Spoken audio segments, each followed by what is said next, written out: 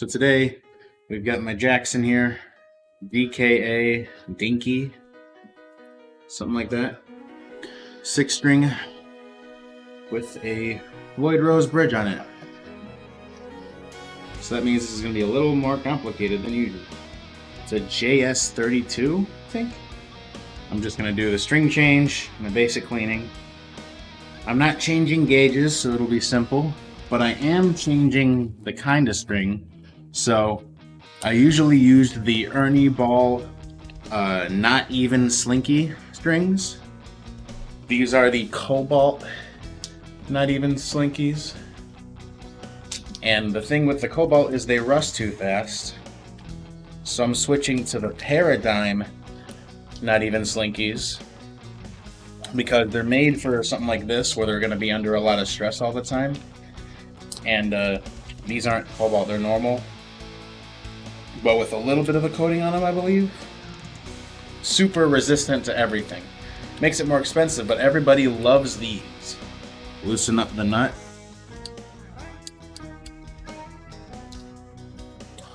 Well, not just loosen, just take it off. It has not been that long since I changed these strings and they just rust. These Cobalt ones, they sound and feel good, but there's just, it's always right towards the middle too. Maybe it's because of my sweaty hands or something, I don't know.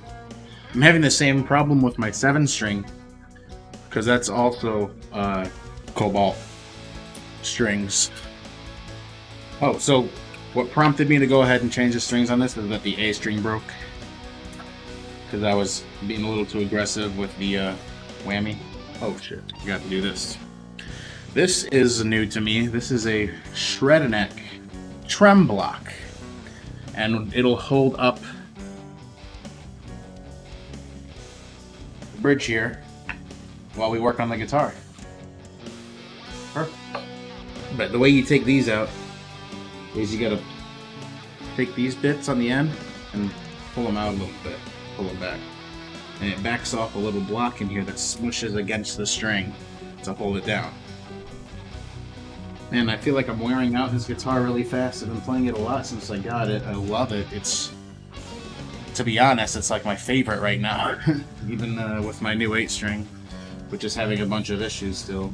I think I mentioned that in the last video. Great guitar.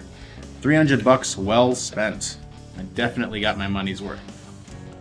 This is my coarse rag. I use this like for dusting and just getting a build up off of the guitar. I'll use different rags and some solution to do actual cleaning. But you can see exactly where my hand rests on the guitar. I'm gonna do a once through with the dental tool. This will just get the gunk out from the sides of the frets, but you have to be careful not to scratch the wood of your fretboard. That should be good. Wasn't too bad anyway.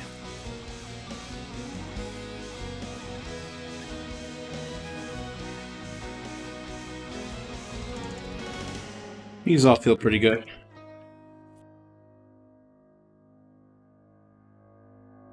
Didn't need much tightening at all.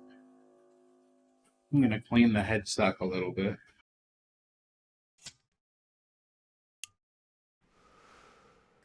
Okay, now before we start putting strings on, I'm going to use this Music Nomad Tune It.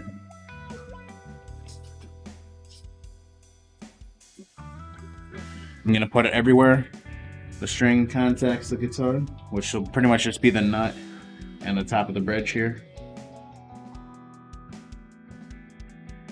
You don't want to put it into where the little blocks hold the strings down because you don't want that to be slippery. You want that to have all the grip it can get. Another thing we want to do before putting on strings, you want to level off all of your fine tuners.